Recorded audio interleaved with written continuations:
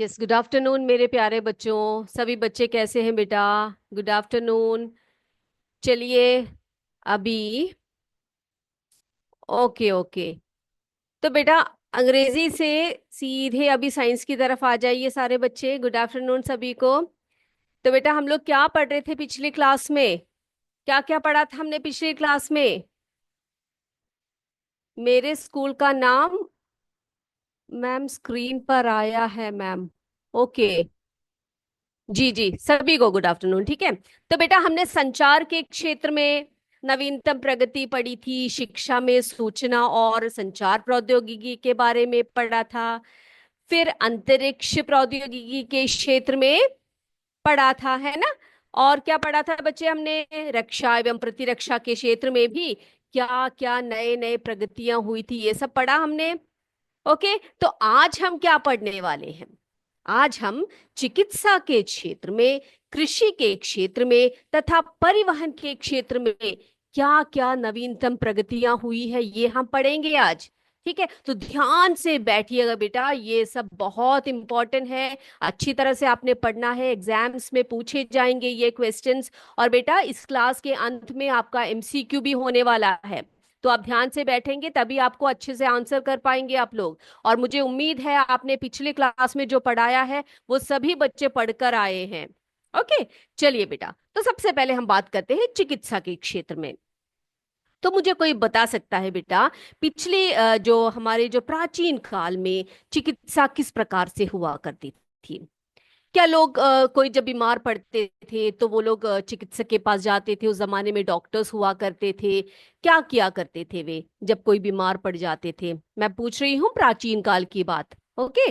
तो कोई मुझे बता सकता है प्राचीन काल में क्या किया करते थे? जी हाँ, यूपीएस डोमेला ने कहा है। क्या कहा है उन्होंने? वैद्य। ओके। वैद्य हुआ करते थे, है ना बच्चे? तो वैद्य क्या करते थे? वे जड़ी बूटियों से, है ना, जड़ी बूटियों से चिकित्सा करते थे। बहुत सारे उन्हें पता था, बहुत बढ़िया। सीएस अनंतपुर ने कहा है जड़ी बूटी, यूपीएस डोमेला ने कहा है औषधियों का प्रयोग करते थे। तो जो पुराने जमाने के जो लोग थे, प्राचीन लोग थे, वे क्या करते थे? वहां पर वैद्य लोग होते थे, उन्हें क्या पता था? जड़ी बूटियों के बारे में बहुत अच्छी जानकारी उनको हुआ करती थी। उन्हें पता था कौन सी बीमारी के लिए कौन सी जड़ी बूटी का प्रयोग होता है, किस प्रकार का भोजन करना है ना? तो उन सब से जो है रोगों का निवारण हो जाया करता था। लेकिन जैसे जैसे हम उन्नति की तरफ बढ़े, जैसे जैसे हम आगे बढ़ते गए बेटा, इन सब जड़ी बूटियों का असर हमारे शरीर पर कम होने लगा। क्यों? क्योंकि हमारा जो शरीर है, हमारा हमारा जो आज का भोजन है, अभी जो हम लोग भोजन करते हैं, वो बेटा वो ज्यादा से ज्यादा भोजन जो है वो विष है। क्यों विष है? क्योंकि हम लोग जो फल खाते हैं, जो क्या बोलते हैं, सब्जियां खाते हैं, उन सब में क्या है? उन सब में कीटनाशनियों का प्रयोग है और अन्य केमिकल्स का प्रयोग है। तो जो बीमारियां हैं वो सब जो है बढ़ती जा रही हैं। तो इन सब बढ़ती हुई बीमारियों को रोकने के लिए या इन सब बीमारियों के इलाज के लिए नए नए तकनीकी का प्रयोग आजकल होने लगा है। ओके। तो हम देखते हैं आजकल हमारे चिकित्सकों ने, यानी कि जो हमारे डॉक्टर्स हैं, जो हमारे चिकित्सालय है, जो हॉस्पिटल्स है, यहाँ पर आधुनिक चिकित्सा रीतियां कौन कौन सी है देखे जरा। चले देख के आते हैं। तो आधुनिक चिकित्सा रीति है वो कौन कौन सी है, जरा देखिए हम लोग। ओके बेटा, यहाँ पे आप आराम से ध्यान से बैठिएगा। आई होप मेरा स्क्रीन जो है सबको क्लियर है, सबको स्क्रीन जो है दिखाई पड़ रहा है मेरा। जी। तो बेटा सबसे पहले हम देखते हैं, यस, कितने बच्चों को एक्सरे पता है, या कितने बच्चे जो है एक्सरे जानते हैं? एक्सरे देखा है किसी बच्चे ने? बताइए मुझे। आप एक्सरे क्यों लेते हो बेटा? क्यों लेते हैं हम एक्सरे? आई होप मेरा स्क्रीन सभी को क्लियर है, सबको दिखाई पड़ रहा है कि नहीं? नहीं है तो नहीं बताइए, हाँ तो हाँ बताइए। जी, हम जो है एक्सरे लेते हैं, है ना? ओके, हाँ दिखाई पड़ रहा है। ओके बेटा, यस, इंटरनल पार्ट्स के चित्र लेने के लिए लेते हैं, यूपीएस डोमेला ने कहा है इंटरनल पार्ट्स के चित्र लेने के लिए लेते हैं, है ना। तो जैसे कि बेटा हम कभी गिर जाते हैं, है ना, तो चोट लग जाती है, या फिर हमारे सीने में कोई प्रॉब्लम्स हमें लग रहा है, कुछ भी ऐसा हो, तो हमारे अंदरूनी भाग का चित्र जो है लेने के लिए एक्सरे का प्रयोग किया जाता है। और अगला देखते हैं। अगला देखिए बच्चे, ये क्या है? ये है एंजियोग्राम। अब ये एंजियोग्राम क्या चीज होती है? किसी बच्चे ने सुना है एंजियोग्राम के बारे में? बेटा बताइए मुझे। तो एंजियोग्राम भी जो है एक प्रकार की एक्सरे तकनीक होती है, जिसमें कि हमारी जो रक्त वाहिकाएं होती है, हमारे जो ब्लड वेसल्स होते हैं, उनकी तस्वीरें लेने के लिए उपयोग किया जाता है। और बेटा एंजियोग्राम तब लिया जाता है, आपको पता है, जैसे कि हम सुनते हैं कि किसी के हार्ट में कोई प्रॉब्लम है ना, जैसे कि सीने में दर्द हो रहा है, बोलते हैं ना हार्ट अटैक की कोई प्रॉब्लम है, ऐसे सब होने पर डॉक्टर्स क्या बोलते हैं, जरा इनका एंजियोग्राम हम लेते हैं, ईसीजी लेते हैं, ऐसे बोलते हैं कि नहीं बोलते हैं? तो ऐसे बोलने पर हम जाते हैं, एंजियोग्राम लेते हैं, ईसीजी लेते हैं, तो उसे पता लग जाता है कि हमारे हृदय में कोई खराबी तो नहीं है, जो रक्त नलिकाएं, जो रक्त वाहिकाएं हैं जो बह रही है, उसमें कोई रुकावट तो नहीं है कि नहीं? तो ये पहचान जाते हैं डॉक्टर्स उसको देखने से। चलिए अगला देखिए बेटा, सीटी स्कैन। तो ये सीटी स्कैन क्या है? सीटी स्कैन का जो फुल फॉर्म है या पूर्ण रूप है, उसे हम कंप्यूटेड टोमोग्राफी कहते हैं। क्या बोलते हैं? सीटी स्कैन का पूर्ण रूप क्या है बेटा? Computed tomography. तो सीटी स्कैन जो है ये एक प्रकार की इमेजिंग तकनीक है। क्या है? यानी कि फोटो लेने का तकनीक है। किसकी फोटो लेने की तकनीक है बेटा? जो हमारे शरीर की अंदरूनी अंगों की विस्तृत तस्वीरें लेती है। क्या करती है? हमारे अंदरूनी अंगों की विस्तृत क्या लेती है? तस्वीरें लेती है। कहीं हमारे अंदरूनी अंगों में कोई खराबी है, कुछ है, तो ये देखकर डॉक्टर्स पता लगा लेते हैं। ओके, अगला देखते हैं। अगला ये देखिए बेटा, एमआरआई स्कैन। ओके, क्या है? एमआरआई स्कैन, जिसका पूर्ण रूप है मैग्नेटिक रिजोनेंस इमेजिंग। ये भी क्या है? ये क्या है बेटा? एमआरआई स्कैन भी एक इमेजिंग टेक्निक है, यानी कि तस्वीरें ली जाती है। किसकी तस्वीरें ली जाती है? शरीर की अंदरूनी अंगों की विस्तृत तस्वीरें। जितनी सीटी स्कैन में हम लोग कहा हम अंदरूनी अंगों की तस्वीरें लेते हैं, उससे भी कई गुना विस्तृत तरीके से एमआरआई स्कैनिंग में हमें दिखाई पड़ता है। ओके, अब बेटा ये क्या करते हैं? शरीर की जो अंदरूनी अंग की विस्तृत तस्वीरें लेने के लिए इसमें किसका प्रयोग होता है पता है आपको? चुंबकीय क्षेत्र का, मैग्नेट्स का प्रयोग होता है। मैग्नेटिक फील्ड का या चुंबकीय क्षेत्र की और रेडियो तरंगों की का उपयोग इसमें होता है। तो आपसे अगर पूछे कि सीटी स्कैन और मैग जो है एमआरआई में क्या डिफरेंस है, तो आप बताना सीटी स्कैन और एमआरआई स्कैन दोनों क्या है? दोनों ही इमेजिंग तकनीक है, जिसमें सीटी स्कैन जो है शरीर के अंदरूनी अंगों की विस्तृत स्कैन लेती है, बल्कि जबकि ये जो मैग्नेटिक रेसोनिंग इमेजिंग है, एमआरआई जो है, वो क्या करती है? वो और भी अच्छी तरह से स्पष्ट रूप से अंदरूनी अंगों की क्या लेती है? इमेजेस लेती है। ये किस पर आधारित है बेटा? चुंबकीय क्षेत्र और रेडियो तरंगों पर आधारित है ये मशीन। तो एकदम अच्छी तरह से क्लियर जो है डॉक्टर्स जो है देख पाते हैं। अब बेटा अगला देखिए आप, ये देखिए सोनोग्राफी। सोनोग्राफी या अल्ट्रासाउंड। ओके, ये अल्ट्रासाउंड जो है ये भी एक प्रकार का इमेजिंग तकनीक है, जो शरीर की अंदरूनी अंगों की तस्वीरें लेने के लिए किसका प्रयोग करती है? ध्वनि तरंगों का प्रयोग लेती है। देखो बेटा इसका नाम नाम ही देखो आप, अल्ट्रासाउंड करके दिया हुआ है ना? क्या दिया है? अल्ट्रासाउंड, यानी कि साउंड पर, ध्वनि के आधार पर। तो हमारे शरीर के अंदरूनी अंगों की तस्वीरें ये लेते हैं। बेटा कई कई बार ये जो अल्ट्रासाउंड्स है, इसका प्रयोग हम किस लिए करते हैं पता है आपको? जो माँ होती है, जो गर्भस्थ माँ होती है, उनके अंदर जो शिशु होती है, जो भ्रूण होते हैं, डॉक्टर्स देखते हैं कि जो बच्चे हैं, जो गर्भस्थ शिशु है, वो ठीक प्रकार से है या नहीं है। ये सब देखने के लिए भी सोनोग्राफी का प्रयोग किया जाता है। ओके, तो आपने देख लिया। अब देखो अगला है टेलीमेडिसिन। ये क्या है?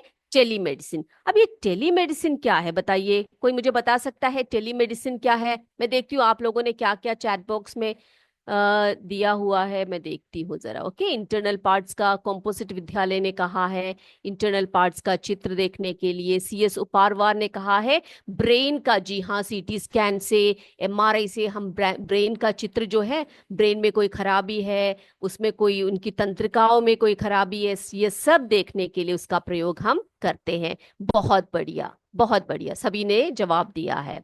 ओके बेटा, अब अगला है टेलीमेडिसिन। कोई मुझे ये बता सकता है कि ये टेलीमेडिसिन क्या होता है बच्चे?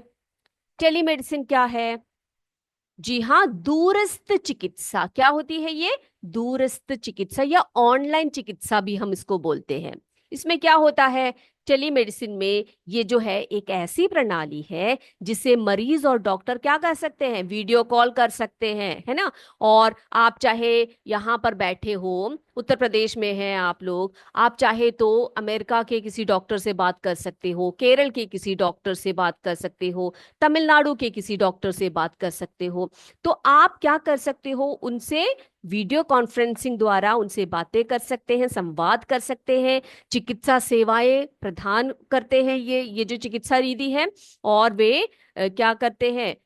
जी हाँ, बहुत सारी चिकित्सा सुविधाएं इससे होती है। तो इससे बेटा क्या होता है बताइए आप मुझे, जो टेलीमेडिसिन है या जो टेली चिकित्सा है, इससे क्या लाभ है? कोई मुझे बता सकता है इससे क्या लाभ है? जी, बता सकता है कोई मुझे, जो टेलीमेडिसिन है उससे क्या लाभ है? बिल्कुल सही है ना। टेलीमेडिसिन के माध्यम से मरीज अपने घर से ही डॉक्टर से परामर्श ले सकता है कि नहीं? घर में बैठे बैठे आपके पास फोन हो या लैपटॉप हो, आप उसमें डॉक्टर से कनेक्ट कर सकते हैं, उनसे बैठे बैठे सलाह मशवरा कर सकते हैं। इससे समय की भी बचत होती है और पैसे की भी बचत होती है कि नहीं? ये बात क्लियर हो गई सभी बच्चों को? तो ये थे चिकित्सा के आधुनिक तरीके। ठीक है, चिकित्सा के आधुनिक तरीके। ओके बेटा, अब हम बात करते हैं कृषि के बारे में। जी हाँ, जी हाँ, कृषि के क्षेत्र में क्या क्या नए नए परिवर्तन आए ये देखिए हम लोग। तो मुझे ये बताइए, चिकित्सा के क्षेत्र में ये जो हमने अभी पढ़ा आधुनिक चिकित्सा की जो जो तरीके हैं, ये सभी बच्चों को क्लियर हो गया है? ये अगर क्लियर हो गया है तो हम अगले टॉपिक पर चलेंगे, कृषि के क्षेत्र में। बताइए मुझे, मुझे आपका जवाब चाहिए, उसके बाद ही मैं आगे बढ़ूंगी। यूपीएस डोमेला ने कहा है, यस कहा है। ओके, मैं बाकी लोगों का भी इंतजार करूंगी। कॉम्पोजिट विद्यालय ने कहा है क्लियर है मैम। ओके, बाकी स्कूल्स भी बताइए ना, तभी तो हमें समझ में आएगा कि आपके बच्चों को समझ में आ रहा है या नहीं आ रहा है। बताइए, जल्दी जल्दी से जवाब दीजिए। ओके, जी हाँ, thank you. UPS Borkala, composite विद्यालय, यूपीएस डोमेला, सबने कहा है क्लियर है मैम। यूपीएस भिखारीपुर, किरातपुर, सबने कहा है, thank you so much. Okay, Shahabad ने भी कहा है क्लियर है। तो आगे बढ़े हम, कृषि के क्षेत्र में चले। चलिए, तो बेटा कृषि के क्षेत्र में हम जानते हैं बहुत ज्यादा नए नए परिवर्तन आए हैं। तो हम, आपने पढ़ा होगा 7वीं कक्षा में किसके बारे में? हरित क्रांति के बारे में तो जरूर पढ़ा होगा। कितने बच्चों को पता है कि हरित क्रांति क्या है? बताइए मुझे, क्या है बेटा हरित क्रांति? कोई बता सकता है मुझे कि हरित क्रांति क्या है? जी बताइए, हरित क्रांति क्या है? जी, मैं वेट कर रही हूं आपके आंसर का। ग्रीन रेवोल्यूशन या हरित क्रांति किसे कहते हैं? देख रही हूँ आंसर आ रहे हैं बच्चों के, देखती हूँ। ग्रीन रेवोल्यूशन कहा है कॉम्पोजिट विद्यालय ने। अच्छा, तो मुझे ये बता सकता है कोई कि ग्रीन रेवोल्यूशन यानी कि जो हरित क्रांति है, उसके जनक कौन है? जी हाँ, ये किसने कहा है? कृषि के क्षेत्र में विकास।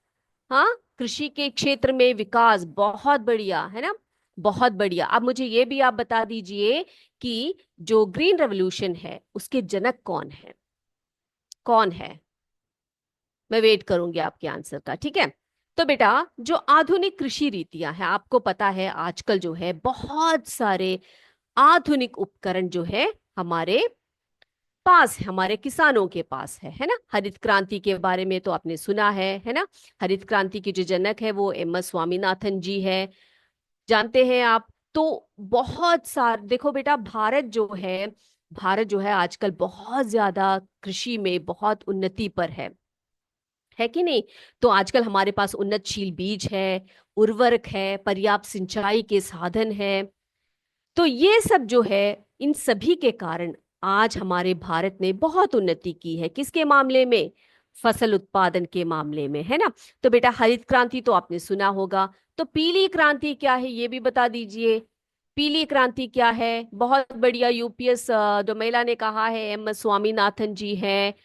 जी हाँ, कॉम्पोजिट विद्यालय बोरकला, यूपीएस बोरकला, सब ने कहा।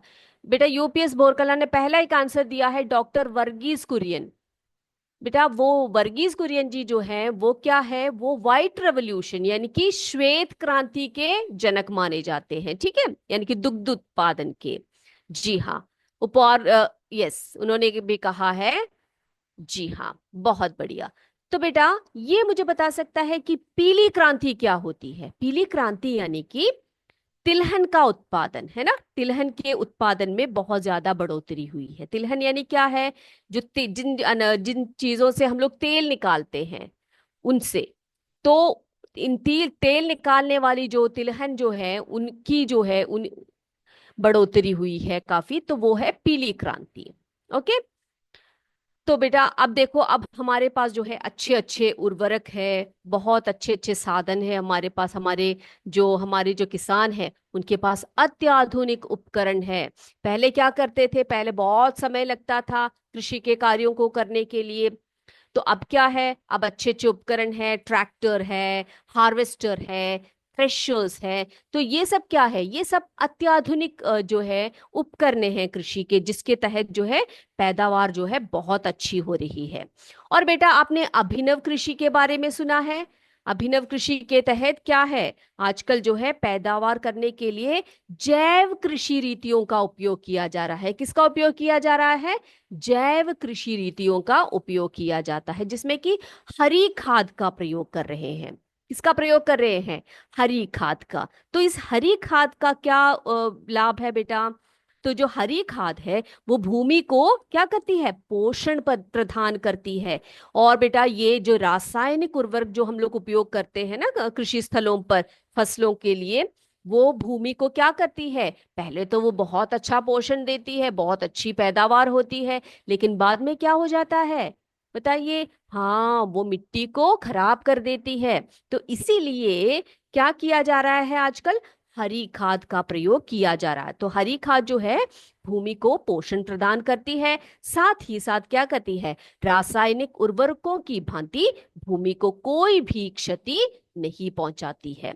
तो बेटा आजकल हम सौर ऊर्जा का भी प्रयोग कर रहे हैं कृषि स्थलों पर, जिससे कि हम कृषि के उपकरणों को चला रहे हैं, है कि नहीं। तो सौर ऊर्जा है वो क्या है? वो नवीकरणीय स्रोत है, वो हमें फ्री में उपलब्ध है। ओके। तो उसका भी प्रयोग करके हम क्या कर रहे हैं? कृषि के उपकरणों को चला रहे हैं, सिंचाई कर रहे हैं, बाकी सब उपकरण चला रहे हैं। तो इससे क्या होगा? इससे जो है भूमि में क्या नहीं होगा? प्रदूषण भी नहीं होगा, साथ साथ में हमें स्वच्छ जो है ऊर्जा का स्रोत भी ये इससे प्राप्त हो जाता है ना। और बेटा आपको पता है जो सिंचाई करते हैं, जो फसलों की सिंचाई करते हैं ना हम लोग, तो फसलों की सिंचाई में भी नए नए तरीके हैं। क्या क्या तरीके हैं? ड्रिप सिस्टम है, इरिगेशन सिस्टम। कैसे सिस्टम्स है बेटा? हाँ, ड्रिप सिस्टम है, स्प्रिंकलर सिस्टम है। ये सब क्या है? ये सब नए नए तरीके हैं कृषि स्थलों में पानी देने के। ड्रिप तंत्र, ये देखिए ड्रिप तंत्र क्या है? जिसमें कि बूंद बूंद करके हर एक पौधे के नीचे जो है पानी पहुंचती है। तो पानी की उपलब्धता जहां पर कम हो तो इन सिस्टम्स का प्रयोग करते हैं। ये देखो बेटा फुव्वारे की तरह, देखो किस तरह से पानी हर पौधों तक पहुंचती है। इसको क्या कहते हैं? इसको छिड़काव तंत्र या स्प्रिंकलर सिस्टम कहते हैं।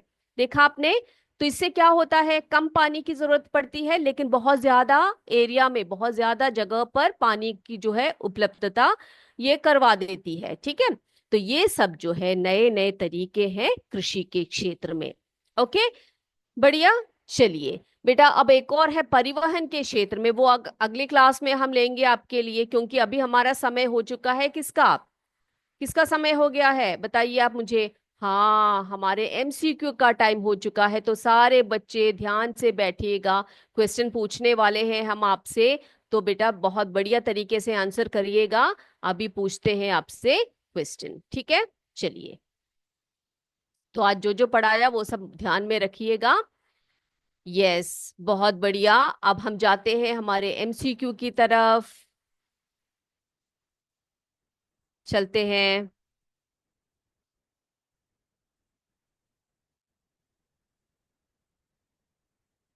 बेटा आप सबको मेरा स्क्रीन दिखाई दे रहा है, क्वेश्चंस दिखाई पड़ रहे हैं बेटा, बताइए। चलिए चलिए।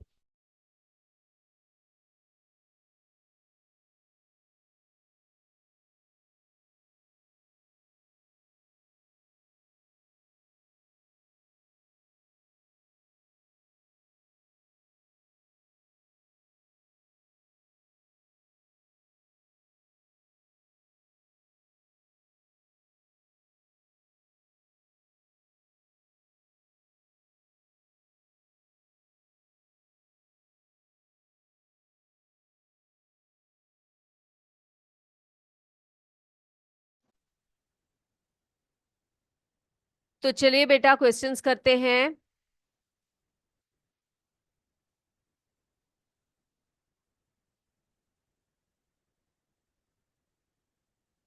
पहला जो प्रश्न है वो है, ये देखिए आप जी। डाक विभाग ने किस वर्ष ई पोस्ट की सेवा प्रारंभ की थी? ऑप्शंस देख लिए सबने। अगला देखते हैं। अगला देखें। अगला क्वेश्चन है, आधुनिक संचार का माध्यम है, आधुनिक संचार का माध्यम है इंटरनेट, पत्र, कबूतर। चलिए तीसरे प्रश्न की तरफ चलते हैं। भारतीय अंतरिक्ष कार्यक्रम के जनक कौन है? भारतीय अंतरिक्ष कार्यक्रम के जनक कौन है? Doctor APJ Abdul Kalam, doctor Vikram Sarabhai, doctor Swaminathan. इनमें से अंतरिक्ष कार्यक्रम के जनक कौन है? यह है आपका तीसरा क्वेश्चन। चौथे क्वेश्चन की तरफ चलते हैं। इसरो आईएसआरओ का गठन कब हुआ था? आईएसआरओ का गठन कब हुआ था बताइए। वर्ष दिए हैं आपको ए बी सी, 1962, 1969, 1960। तो इसरो का गठन कब हुआ था बताइए। अगले पर चले जी, सबने लिख लिए हैं आंसर्स बेटा, तो आगे चलते हैं हम।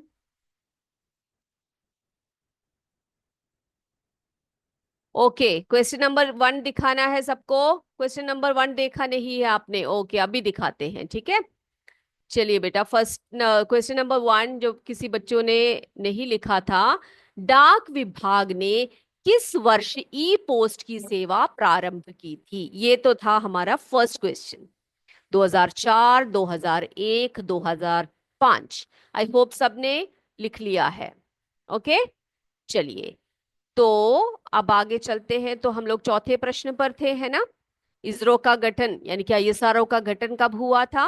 1962, 1969, 1960। 1962, 1969 या 1960? चलिए पांचवें प्रश्न पर चलते हैं। इनसैट क्या है? इनसैट क्या है? भारतीय राष्ट्रीय उपग्रह, भारतीय दूर संवेदी उपग्रह, इनमें से कोई नहीं। इनसैट क्या है? यस, इनसैट क्या है? भारतीय राष्ट्रीय उपग्रह, भारतीय दूर संवेदी उपग्रह, इनमें से कोई नहीं। अगला चलते हैं छठवें की तरफ। छठवां क्वेश्चन देखते हैं। अंतरिक्ष में जाने वाले प्रथम भारतीय कौन थे? अंतरिक्ष में जाने वाले प्रथम भारतीय कौन थे? Rakesh Sharma, Yuri Gagarin, Neil Armstrong. इनमें से कौन थे प्रथम भारतीय जो अंतरिक्ष में गए थे? ध्यान से क्वेश्चन को देखिएगा बेटा, फिर आंसर करिएगा, ठीक है। चलिए आगे चलते हैं। सातवां, भारत की पहली महिला अंतरिक्ष यात्री कौन है? भारत की पहली महिला अंतरिक्ष यात्री कौन है? कल्पना चावला, सुनीता विलियम्स, दोनों नहीं। कल्पना चावला, सुनीता विलियम्स, इन दोनों में से कोई नहीं। सातवां प्रश्न, चलिए आगे चलते हैं। आठवें प्रश्न की तरफ चलते हैं। मिसाइल मैन ऑफ इंडिया के रूप में कौन जाने जाते हैं? मिसाइल मैन ऑफ इंडिया के रूप में कौन जाने जाते हैं? Doctor B R Ambedkar, APJ Abdul Kalam, doctor Sarabhai. कौन है मिसाइल मैन ऑफ इंडिया के नाम से या उनके रूप में कौन जाने जाते हैं? अगला नौवें प्रश्न की तरफ चले बेटा। भारत का प्रथम शैक्षिक उपग्रह कौन सा है? भारत का प्रथम शैक्षिक उपग्रह कौन सा है? एड्यूसैट, जी सैट या ई सैट? लिख लिया सबने? ओके, बहुत बढ़िया, बहुत बढ़िया। चलिए नौवां प्रश्न भी हमारा हो गया है। आप 10वें प्रश्न की तरफ चलते हैं। चिकित्सा में एमआरआई का पूर्ण रूप क्या है? चिकित्सा में अभी अभी हमने पढ़ा है, चिकित्सा में एमआरआई उसका पूर्ण रूप पूछ रहे हैं। Magnetic imaging, magnetic radiation imaging, magnetic resonance imaging. तो एमआरआई का पूर्ण रूप आप बता देंगे, उसके बाद हम आंसर्स को डिस्कस करेंगे। ठीक है बेटा? चलिए, सबने लिख लिया है? ओके, तो हम लोग डिस्कस करें। सभी बच्चे अपने माइक्स को अनम्यूट कर दीजिएगा। हम स्टार्ट करते हैं, आंसर शुरू करते हैं। बढ़िया से आंसर करिएगा बेटा। ओके, शुरू करें। Kartik sir, kindly allow unmute. चलिए शुरू करते हैं बेटा, आप आंसर्स दीजिए मुझे। डाक विभाग ने किस वर्ष ई पोस्ट सेवा प्रारंभ की थी? बताइए, कौन से वर्ष? बताइए। बहुत बढ़िया, जी हाँ, 2001 में है ना। 2001 में जो है डाक विभाग ने ई पोस्ट की सेवा प्रारंभ की थी। अगला देखिए बच्चे, आधुनिक संचार का माध्यम है इंटरनेट या कबूतर? जल्दी जल्दी बोलिए। इंटरनेट है ना, इंटरनेट है आधुनिक संचार का माध्यम। बताइए, भारतीय अंतरिक्ष कार्यक्रम के जनक कौन है?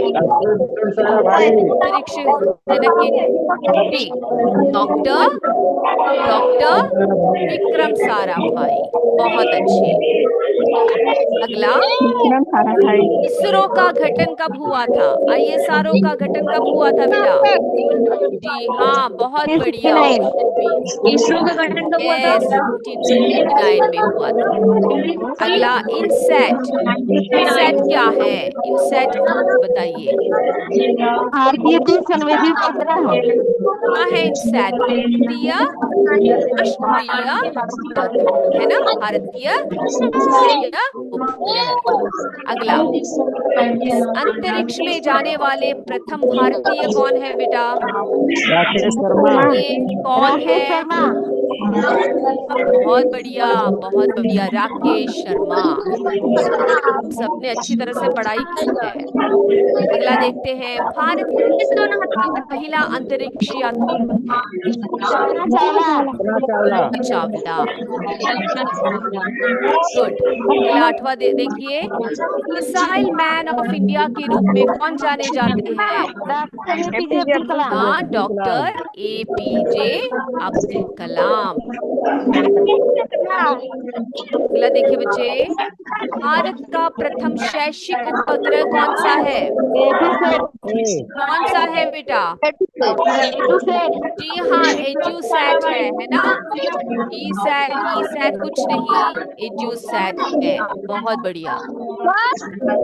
अगला 10वां देखिए, चिकित्सा में एमआरआई का पूर्ण रूप क्या है? क्या है बताइए?